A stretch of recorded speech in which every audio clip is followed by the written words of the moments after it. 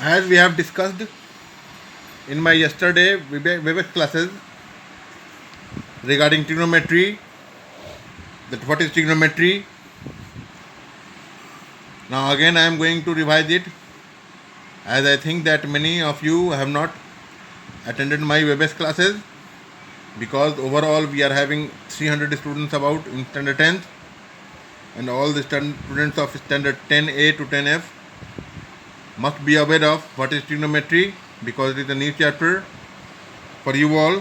Trigonometry is actually, the word trigonometry is derived actually from the Greek words. The Greek words tri means three, gon means sides, and metron means measurement. Now these three words combined together, tri plus gon plus metron, gives you a new word, trigonometry. It means that trigonometry is related with the three sides of the triangle and angles. It means that it is the relation of all the three sides and angles in a triangle, and for studying these we have new branch of mathematics called trigonometry.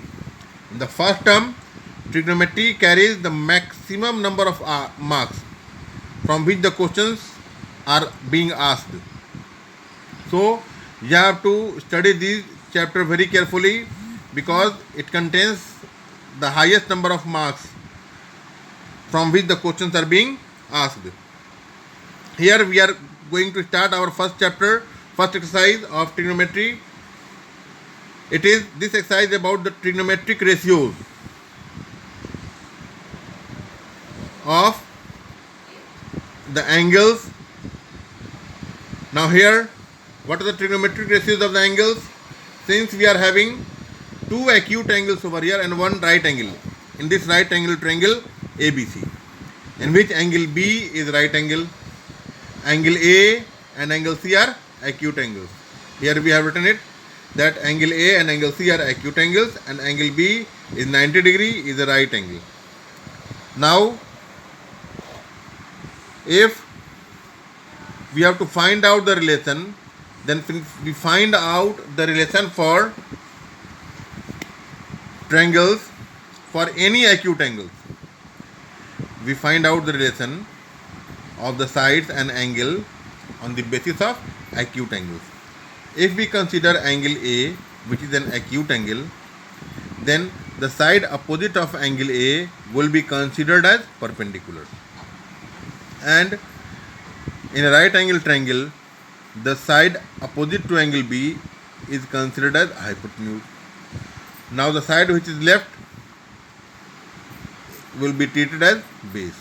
It means that for angle A, if we take, then perpendicular is equal to BC, hypotenuse is equals to AC, and base is equals to AB. Now if we find out the relation between the sides of triangle ABC, then if we know any ratio, any two values, then we can find out the third value. For angle C, if we take, then which side is the opposite of angle C? It is AB. So perpendicular for angle C will be AB. Hypotenuse is again AC, because it is the only side lying off opposite of right angle. And the third side which is left will be treated as BC. Then for angle C, we are having base as BC, perpendicular as AB, and hypotenuse as AC. Now again, if we know any two sides of this perpendicular, base and hypotenuse, we can find out all the three sides using Pythagoras theorem. Now here, the special name are given for the ratio of any two sides of right angle triangle. It is T ratios, it is the trigonometric ratios. This T represents trigonometric. It is trigonometric ratios. These are, if we find out the ratio of perpendicular and hypotenuse in a right angle triangle, then the ratio of perpendicular and hypotenuse will give a special name in trigonometry, that is sine. It means that sine of angle A in respect of the given triangle will be equal to BC by AC, because perpendicular is over here BC and hypotenuse is AC. Though I have told you in my yesterday's base class to form this type of triangle and find it. Now here cosine of angle A, which is short name is cos A. It means that the ratio of base and hypotenuse will give a special name of trigonometric ratio, that is cos A, and cos A will be equal to AB by AC in respect of the given triangle.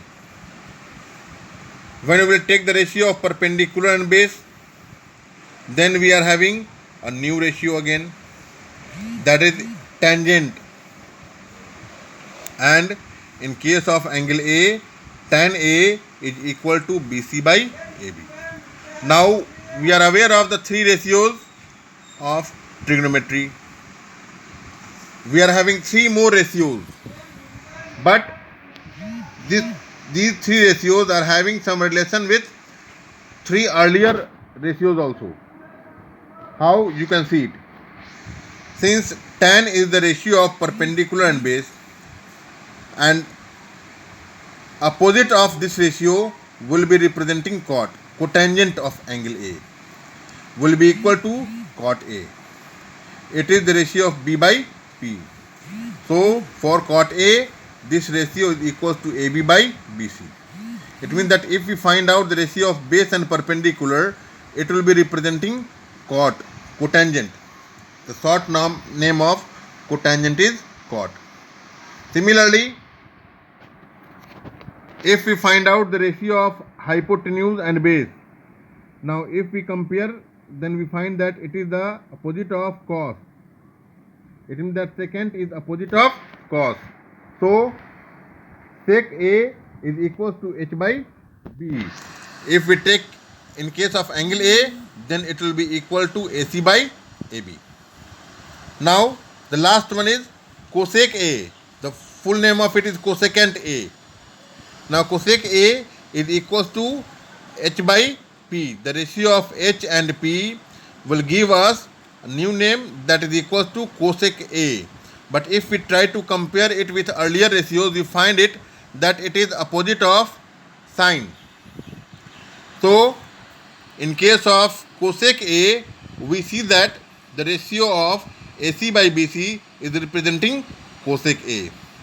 Now the all six ratios are known to us: sine, cos, tan, cot, sec, cosec. Now if we know any of the ratio, we are having 6 ratio. But if we know the value of any one ratio, we can find it out all the other 5 ratios. I am going to explain you how we can do that. We are having the ratio of one sine A. Sine A is equal to 5 by 13 given. The question is that if sine A is equal to 5 by 13, find other T ratios. The question is that sine A in any triangle, it is given that you can consider by taking a triangle by yourself also, in which one vertex must be there as A. You can take any triangle, but in that triangle one vertex A must be there, and this sine A is equal to 5 by 13. So we have to find out all the other T ratios. Since we know that the sine A is the special ratio, the name given to the ratio of the perpendicular and hypotenuse. Okay. Now this ratio of perpendicular and hypotenuse will be equal to sine A. It means that the numerator is representing perpendicular and the denominator is representing hypotenuse. So we have considered it that perpendicular as 5 unit,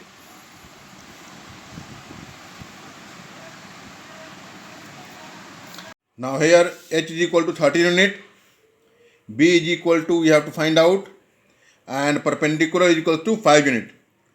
Roughly we can draw a figure of right angle triangle in which we will take A, and we have to take care of that in front of A we have to keep 5 unit because it is our perpendicular, and in front of right angle we have to keep 13 unit because it is our hypotenuse. Since hypotenuse and perpendicular are clear in this question, so we will draw a figure in such a way that when we will show that, then we will show that angle A is having perpendicular of 5 unit and hypotenuse having 13 unit, and we have to find out that base.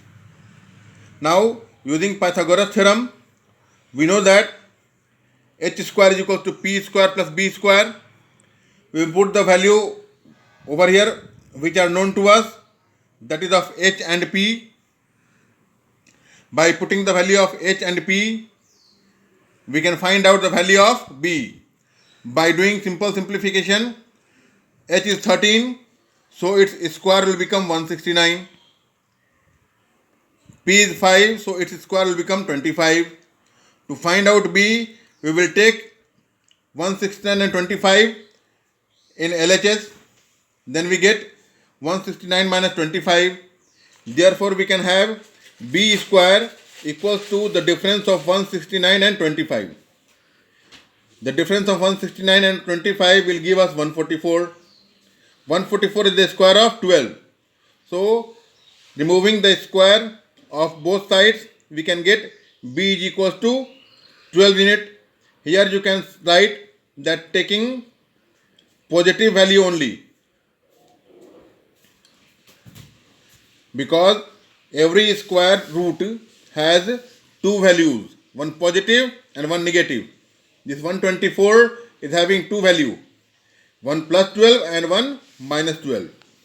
So if you write it that taking positive value only, it will be good. Now sine A was known to us. Now we have to find out the remaining 5 ratios. And as we know that the ratio of base and hypotenuse will give us the name of trigonometric ratio cos A. So cos A will be equal to b by h. Now I will put the value of b, which is 12 unit, and the value of h, which is 13 unit. This unit is cancelled out. What is left? 12 by 13. Similarly, the ratio of P and B will be equal to tan A, and the value of P and B will be substituted over here. The value of P is 5 unit and the value of B is 12 unit.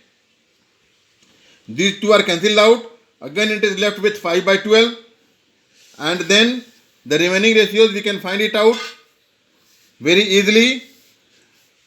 Either you use your inverse property or you can show it by trigonometric ratios. Since cot A is equals to b by p, so the value of b is 12 unit and the p is 5 unit. These two are cancelled out. The term which is left is 12 by 5. Also, the ratio of sec A is h by b. Since h is of 13 unit and b is of 12 unit, so we will get the value 13 by 12. And the cosec A is also equals to h by p, and it is equals to 13 unit by 5 unit, which will give us the result 13 by 5. Now in this way we have find out all the 5 ratios of trigonometry when only one ratio is given. We were having only sine A is equal to 5 by 13. It was given to us, and on the basis of this sine A is equal to 5 by 13, we have obtained all the remaining ratios, all the remaining t ratios. Now we will discuss few questions of exercise 8.1. Now we are going to discuss few questions of exercise 8.1. The first question is question number 2. Here we have to find out the value of tan P minus cot R. Over here, right triangle is given, right triangle PQR, in which angle Q is 90 degree and PR is given 13 centimeter, 13 unit, not 13 centimeter. Unit is not given over here. Sorry, unit is given. So it is 13 centimeter, PR is 13 centimeter and PQ is 12 centimeter given. We have to find out the value of tan P minus cot R. Now to find out the value of tan P minus cot R, first of all we will try to find out the value of all the three sides, since it is a right angle triangle. So when the two sides are given, we can use Pythagoras theorem to find out the third side. If we observe, then we find that we are having hypotenuse is known to us. It means that PR is given, and the relation exists by Pythagoras theorem is that the square of hypotenuse is equal to the square of perpendicular and base, sum of the squares of the perpendicular and base. It means that it can be written as 13 square is equals to 12 square plus QR square. Now by expressing it in the form, we can find out the value of QR square. By simplifying, we get the value of QR is equals to 25 centimeter, because this PR is substituted with 13, PQ is substituted with 12, and we have to find out the value of QR. So PR square will give us 13 square and PQ square will give us 12 square. The value of these two are 169 and 144 respectively. Now to find out the value of QR, we will find out the difference of these two, that is 169 and 144. We get 25, which is equal to 5 square. This square is cancelled out. These two square will be cancelled out. And what is left? QR is equal to 5 centimeter. Here we will show that we have taken only positive value. We have written over here neglecting negative value. We have not to require any negative value over here. If you will write it, that's okay. Otherwise, no problem. But if you will mention it, it will be good. Now, the value of tan P. As we know, the ratio of tan P will be equal to the ratio of perpendicular and base. Since for angle P, over here, for angle P, the perpendicular will be QR. Here, for angle P, the perpendicular will be QR. So we have taken as perpendicular QR and base as PQ. So the value of QR and PQ will be substituted. The value of QR is equal to 5 centimeter and the value of PQ is 12 centimeter. Now this unit will be cancelled out. What is left? 5 by 12. Similarly, we can find out the value of cot R. For angle R, the perpendicular will be PQ and base will be QR. Since the ratio of base and perpendicular represents cot, so cot R is equal to QR by PQ. For R, base is QR and perpendicular is PQ. These are the same value now, but we have to express both the values separately and then we can find out their difference. Now it is also equals to 5 by 12, but we have to find out the difference of tan P and cot R. So we will put the value which we have obtained above, that is 5 by 12, and the difference of same number is always equal to 0. So 5 by 12 minus 5 by 12 will give you the value 0. Now another question, question number 4. Here it is given in a little bit different way, but we have to find out the value by transferring the position of the terms of the number. Here it is given that 15 cot A is equal to 8. We have to find out sin A and sec A. Therefore, what we will do? We will transfer this 15 in RHS. When we will transfer this 15 in RHS, we get cot A is equal to 8 by 15. Since the ratio of cot represents by B and P, B in the numerator and P in the denominator, So B will be equals to 8 unit and P will be equal to 15 unit. Again we are having the Pythagoras theorem in use. Since base and perpendicular are given, so we have to find out the hypotenuse for this particular right angle triangle. Now here we have obtained h square is equals to p square plus b square, the relation of Pythagoras theorem. By putting the value which are known to us, that is perpendicular and base, we have written 15 square plus 8 square. Now the square of 15 is equal to 225 and the square of 8 is equal to 64. The sum of these two will give us 289. Now it will be equal to 17 square. Again we will remove the square of both the sides, LHS and RHS. Then we get h is equal to 17. Now it is 17 unit. H is equal to 17 unit. We have obtained now, and it was known to us that base was 8 unit and perpendicular was 15 unit. Since in our this right angle triangle, we have to find out the value of sin A and sec A.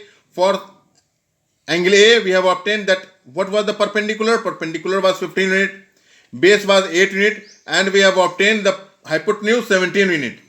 Now, the sin A will be equal to the ratio of perpendicular and hypotenuse. In this triangle, perpendicular will be equal to BC and hypotenuse will be equal to AC.